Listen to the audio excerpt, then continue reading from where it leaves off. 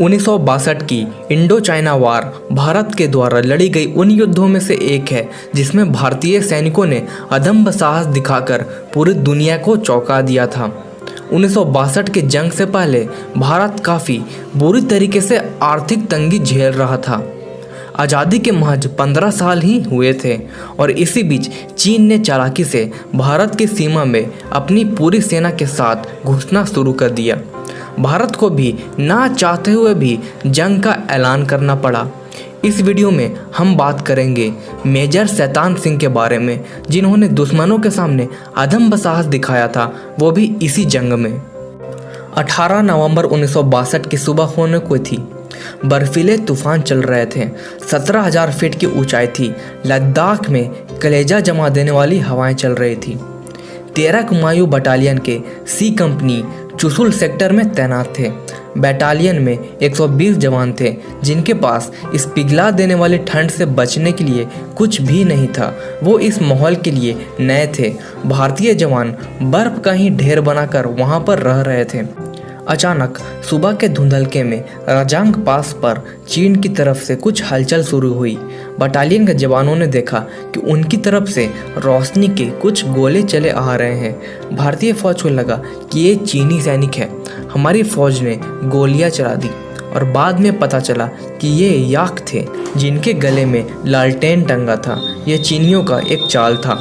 दूसरी ओर चीनी सैनिक पूरी तरीके से तैयार थे, क्योंकि पहले हमला करने के इरादे से वो आए थे।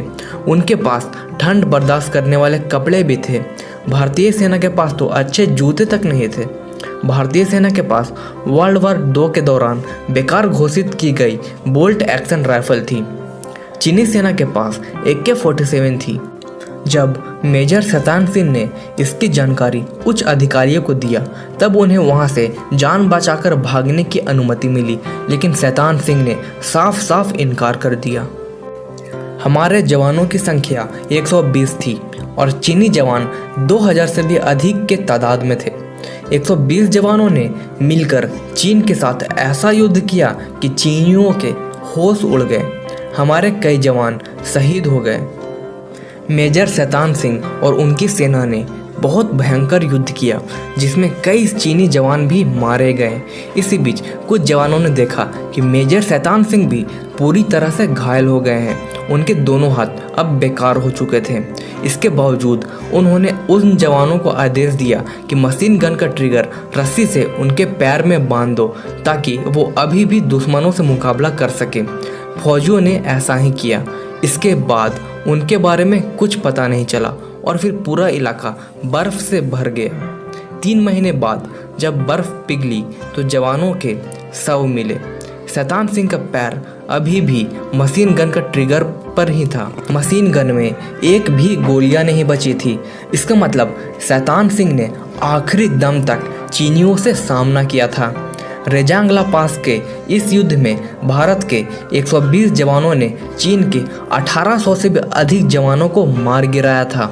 यहाँ तक कि चीनी सेना यहाँ से भाग खड़ी हुई थी। मेजर शैतान सिंह के इस कारनामे ने उन्हें इतिहास के पन्नों में अमर बना दिया। कोई भी गाथा उनकी वीरता को बयां नहीं कर सकता। इस युद्ध और फौजियों के साहस पर कवि प्रदीप सिंह लिखते हैं, 10-10 को एक ने मारा, फिर गए होश गंवा के।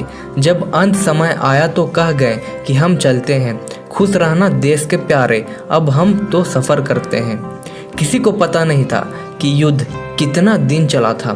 भारत के 114 जवान शहीद हो गए थे। लोग हैरान थे, गौरवान्वित थे। उन्हें फिर भी तरह तरह के सवाल उनके मन में उत्पन्न हो रहा था कि कैसे 120 की तादाद में मौजूद भारतीय सेना ने 1800 चीनी सैनिक को मार गिराया, वो भी खराब पड़ी बंदूक से। लेकिन इसका जवाब तो हिमालय की ये ऊंची चोटियां ही जानती है, जो आज तक उनकी वीर गाथाओं को गा रही है। मेजर शैतान सिंह ने सचमुच असंभव को संभव कर दिया था।